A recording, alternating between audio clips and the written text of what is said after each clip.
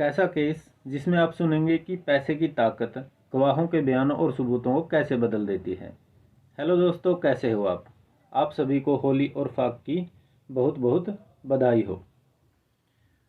तो शुरू करते हैं आज की कहानी। बात 29 अप्रैल 1999 की है। महरौली के पास एक कुतुब कॉलोनेड इलाका है जहां पर एक पुरानी बिल्डिंग की मुरम्मत करके टैमरिन कोर्ट रेस्तरां बनाया गया और इसकी ओनर थी बीना रंबानी। बीना रंबानी का बड़े लोगों के साथ उठना बैठना था। मतलब ये था कि वो बड़ी ही हाई प्रोफाइल लेडी थी। टैमरिन कोर्ट में पॉपुलर पार्टीज हुआ करती थी और यहाँ पर हाई सोसाइटी के लोग ही पहुँचते थे। लोग आमतौर पर यहाँ पर रात को एंजॉय करने के लिए पहुँचते थे।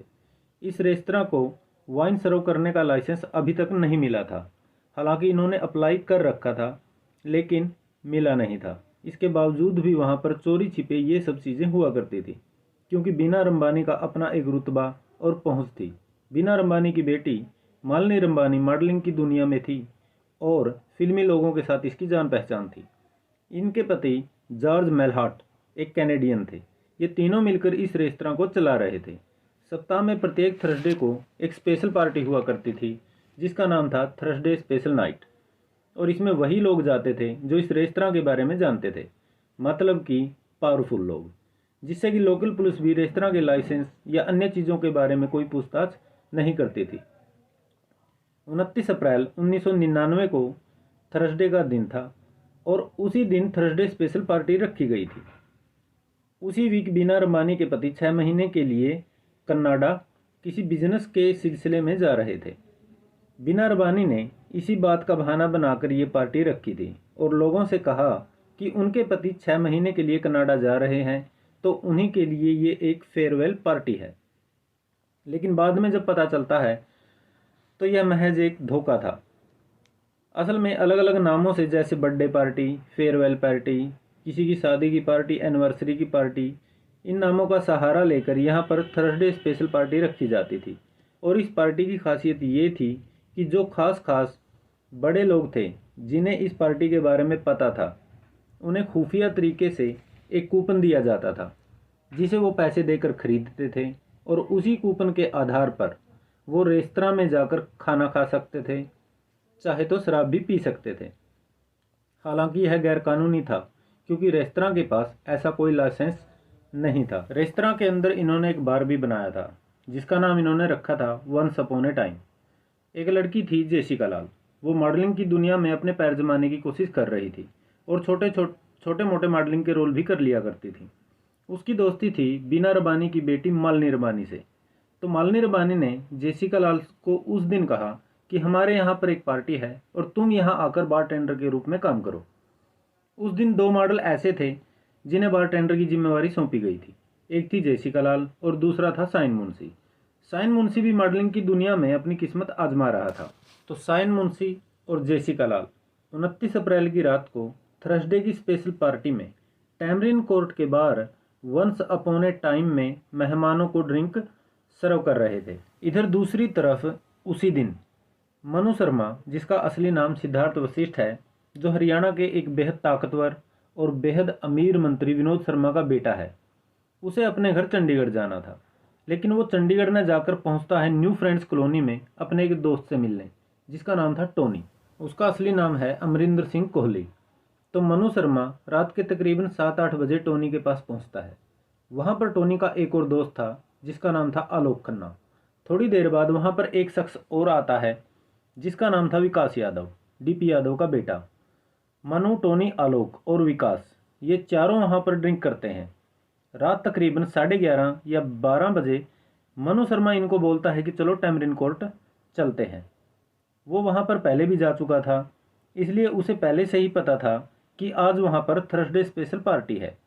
ये सभी 12:30 से 1 बजे के करीब टैमरिन कोर्ट पहुंचते हैं, कूपन लेते हैं और एंट्री करते हैं। उसके बाद मनु शर्मा टैमरिन कोर्ट के अंदर बने बार वंस अपॉन ए टाइम में जाता है। वहां पर उस वक्त जेसिका लाल और साइन मुंशी मौजूद थे। उस दिन होता क्या है कि पार्टी में लोगों की संख्या अधिक होने की वजह से जो ड्रिंक थी वो पहले ही ख़त्म हो चुकी थी। तो मनु शर्मा जेसिका को ड्रिंक बनाने के लिए बोलता है, लेकिन जेसिका ड्रिंक ख़त्म होने की बात कहकर उसे मना कर देती है।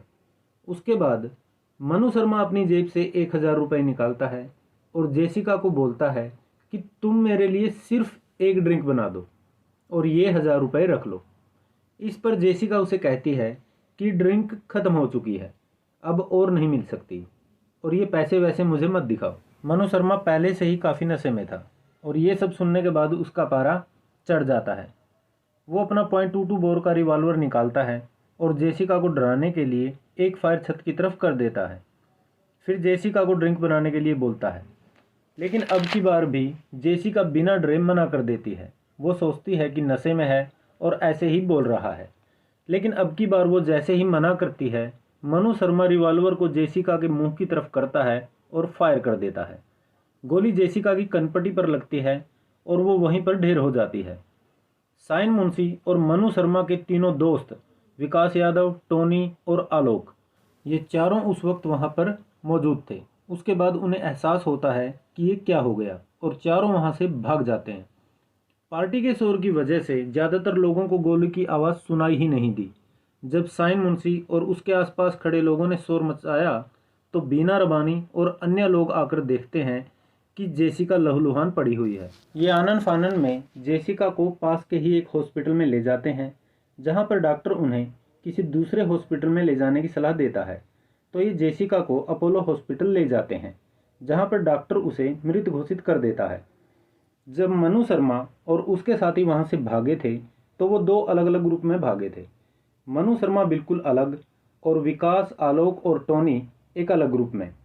मनु शर्मा जब पैदल ही भाग रहा था तो भागते भागते महरौली के पास किसी गुमनाम जगह पर वो अपने रिवॉल्वर को छुपा देता है। उसके बाद वो अपने दोस्तों को फ़ोन करता है, उनकी फ़ोन पर बातें होती हैं और वो मिलते हैं।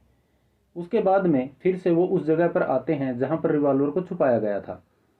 मनु शर्मा का एक दोस्त उसे सलाह देता है कि अभी तो इस रिवॉल्वर को यहाँ से निकाल लो और बाद में उसे डिस्ट्रॉय कर देना। फिर ये अलग अलग चले जाते हैं और विकास यादव मनु शर्मा को अपने घर ले जाता है जो गाजियाबाद में था। रात को ये वहीं पर रुकते हैं और जिस सफारी कार में रात को ये लोग वहाँ पर गए थे, अगले दिन वो नोएडा में लावारिस मिलती है। उसके बाद ये अलग अलग हो जाते हैं। अब अगले दिन टीवी पर अखबारों में जेसिका के मर्डर की खबर आती है, जिसमें कातिल के तौर पर एक बड़े बाप के बेटे का नाम आया था। उसके बाद बहुत सी खबरें उठी, जैसे कि ये रेस्तरां कैसे चल रहा था, ये पार्टी कैसी थी, और भी बहुत सारी खबरें। और पुलिस पर प्रेशर भी बढ़ता है। तो शुरू में जिनके नाम सामने आए थे उनकी तलाश की जाती है, लेकिन कोई नहीं मिलता। उसके बाद 4 मई को, मतलब कि जेसिका के मर्डर के 5 दिन बाद, पुलिस अमरदीप सिंह, जो कि कोका कोला के बॉटलिंग प्लांट का जीएम था, उसको अरेस्ट करती है। फिर वो पुलिस को बताता है कि उस दिन क्या क्या हुआ था। फिर मीडिया के प्रेशर की वजह से 8 मई को पुलिस बीना रबानी, उसकी बेटी और उसके पति जॉर्ज को अरेस्ट करती है। लेकिन हैरत की बात तो ये है कि उन तीनों को गिरफ्तार करने के फौरन बाद जमानत भी मिल जाती है, जिसका कारण बीना रबानी का ब्रिटिश पासपोर्ट होल्डर होना, उसकी बेटी का यूएस सिटीजन होना और उसके पति तो ऑलरेडी ही कैनेडियन थे, ये बताया गया।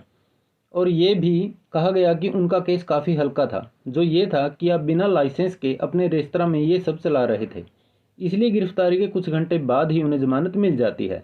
लेकिन जो मेन एक्यूज था मनु शर्मा, वो अब भी फरार था। इसी बीच इन चारों में से एक विकास यादव, वो क्या करता है कि वो मिजोरम पहुंच जाता है और वहां से अग्रिम जमानत के कागजात लेकर 19 मई को दिल्ली के पुलिस हेडक्वार्टर में अपने आप को सरेंडर करने के लिए पहुंच जाता है।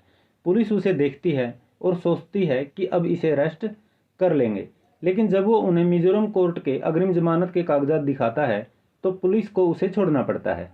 पुलिस उसे 30 मई को फिर से गिरफ्तार करती है। इसी बीच मनु शर्मा भी सरेंडर कर चुका होता है। आलोक और टोनी को भी पकड़ लिया जाता है। अब पुलिस इन चारों लोगों को अरेस्ट कर चुकी थी। इसमें कुल मिलाकर 9 लोगों के नाम सामने आए, जिन्होंने इनके रहने और छुपने में मदद की थी। 3 अगस्त 1999 को पुलिस ने चार्जशीट दाखिल की। शुरू से ही लोगों को लग रहा था कि बड़े लोगों के बेटों का मामला है तो पुलिस इस केस को हल्का कर देगी, और कुछ हुआ भी ऐसा ही। जैसे ही पुलिस ने चार्जशीट दाखिल की और कोर्ट में ये मामला गया, तो कोर्ट में मामला जाने के बाद दिल्ली की ट्रायल कोर्ट में यह मामला 6 सालों तक रहा और अंत में ट्रायल कोर्ट ने 21 फरवरी 2006 को इन 9 के 9 लोगों को बरी कर दिया, जबकि मनु शर्मा पर 302 का केस और बाकी लोगों पर पनाह देने, सबूत मिटाने का केस लगाया गया था, लेकिन लोअर कोर्ट ने बड़े ही हैरतअंगेज तरीके से इन सबको बरी कर दिया। जब लोअर कोर्ट ने इन सबको बरी किया तो आम पब्लिक बहुत ज़्यादा नाराज़ हो गई, जगह जगह पर प्रदर्शन किए गए। तब जेसिका की बहन सबरीना लाल आगे आई और उन्होंने लड़ाई शुरू की। इसमें दिल्ली पुलिस पर भी उंगलियां उठी कि उन्होंने अपना काम ईमानदारी से नहीं किया। फिर दिल्ली पुलिस के कमिश्नर का बयान भी आया कि हम इसकी इंक्वायरी करेंगे और जो भी इसमें शामिल होगा उसके खिलाफ एक्शन लेंगे। लोगों के गुस्से, धरने प्रदर्शन और दिल्ली पुलिस की फजीहत होने के बाद दिल्ली पुलिस मार्च में हाई कोर्ट में एक पटिशन दाखिल करती है और लोअर कोर्ट के फैसले के खिलाफ चैलेंज करती है। 25 दिनों तक डे टू डे इस केस की ट्रायल हुई। तमाम गवाहों को फिर से बुलाया गया। फिर अदालत ने केस को समझने का थोड़ा वक्त लिया और आखिरकार लोअर कोर्ट के फैसले के ठीक 8 महीने बाद हाई कोर्ट ने 20 दिसंबर 2006 को अपना फैसला सुनाया, जो ये था। कोर्ट ने कहा कि इस बात के पक्के सबूत हैं कि उस रात मनु शर्मा वहां पर मौजूद था, उसने ही गोली चलाई और उसने ही जेसिका लाल का मर्डर किया है, इसलिए उसे उम्र कैद की सज़ा दी गई। साथ में विकास यादव, आलोक खन्ना और टोनी को 4-4 साल की सज़ा सुनाई और बाकी के 3-4 लोगों को उसने बरी कर दिया। अब बात करते हैं कि ऐसा क्या हुआ था कि लोअर कोर्ट ने उन्हें बरी कर दिया। जब लोअर कोर्ट में ये केस चला तो बहुत कुछ बदल गया था। जो चश्मदीद थे, जैसे कि साइन मुंशी, वो शुरू में बोल रहे थे कि हाँ, उन्होंने गोली चलाने वाले को देखा था और वो मनु शर्मा ही था। लेकिन कोर्ट में जाते ही वो अपने बयान से पलट गया। उसने कहा कि नहीं, मैंने ऐसा बिल्कुल भी नहीं कहा था, क्योंकि मुझे तो ठीक तरह से हिंदी ही नहीं आती। असल में मैं हिंदी बोल ही नहीं पाता हूँ। दूसरी ओर उसने एक बात और कही कि हाँ, मनु शर्मा ने उस दिन गोली चलाई तो ज़रूर थी, लेकिन वो छत की तरफ चलाई थी। जेसिका को जो गोली लगी थी वो किसी और ने चलाई थी। अब वो कौन था? तो इस बारे में ऐसा रंग ढंग और हुलिया बताया गया जिससे मिलता जुलता कोई आदमी वहाँ पर था ही नहीं, ना वो रिवॉल्वर कभी मिला। तो मामला यहाँ पर उलझ जाता है कि उस दिन पार्टी में 2 लोगों ने गोली चलाई थी। मनु शर्मा ने छत की तरफ और किसी अन्य आदमी ने जेसिका पर, जिसे पुलिस कभी पकड़ ही नहीं पाई। पकड़ती भी कैसे? वो एग्जिस्ट ही नहीं करता था, क्योंकि वो तो सिर्फ एक काल्पनिक कैरेक्टर था। एक बात और, पुलिस को मनु शर्मा की बंदूक तो कभी मिली ही नहीं, लेकिन वारदात की जगह से कारतूस के जो 2 खोखे मिले थे, फोरेंसिक लैब से उनकी जब रिपोर्ट आती है तो रिपोर्ट भी बड़ी ही अजीब होती है, क्योंकि रिपोर्ट में बताया गया था कि दोनों खोखे 2 अलग अलग बंदूकों से फायर हुए हैं। तो सायन मुंशी के बयान और फोरेंसिक रिपोर्ट, कुछ ऐसी चीज़ों की वजह से लोअर कोर्ट में ये साबित ही नहीं हो पाया कि मनु शर्मा ने मर्डर किया है, इसलिए उन सभी को बरी करना पड़ा। अब बात करते हैं हाई कोर्ट की। हाई कोर्ट ने ठीक इसका उल्टा किया। हाई कोर्ट के निर्णय से पहले इस केस में मीडिया का बड़ा अहम रोल रहा, और वो ये कि तहलका ने साइन मुंशी का एक स्टिंग ऑपरेशन किया और उसकी एक वीडियो भी बनाई, जिसमें वो धारा प्रवाह हिंदी बोल रहा था और उसे न्यूज़ चैनल पर भी चलाया गया। वही साइन मुंशी जो लोअर कोर्ट में ये बोल रहा था कि उसे तो हिंदी आती ही नहीं, इस वीडियो में वो धड़ाधड़ हिंदी बोल रहा था, जिसे ये साबित हुआ कि उसे अच्छे से हिंदी आती है और उसने झूठ बोला था। दूसरा स्टिंग ऑपरेशन उन लोगों का चला जिन्होंने इस केस के अहम गवाहों को बयान बदलने के लिए पैसे दिए और किसके ज़रिए दिए थे, इसका वीडियो भी इस चैनल पर चलाया गया, जिसे अदालत ने भी देखा था। और तीसरा, जब मनु शर्मा पुलिस की कस्टडी में था तो पुलिस के पास उसके बयान का एक ऑडियो टेप था, जिसमें वो स्वीकार करता है कि हाँ, उसने ही जेसिका पर गोली चलाई थी और उसने ऐसा इसलिए किया था क्योंकि उसके दोस्तों के सामने उसकी बेइज्जती हो रही। इन्हीं सबूतों को आधार बनाकर हाई कोर्ट मनु शर्मा को उम्र कैद की सज़ा सुनाती है। और उम्र कैद का मतलब ये नहीं कि 14 या 20 साल, बल्कि जब तक उसकी ज़िंदगी रहेगी वो तब तक जेल में रहेगा।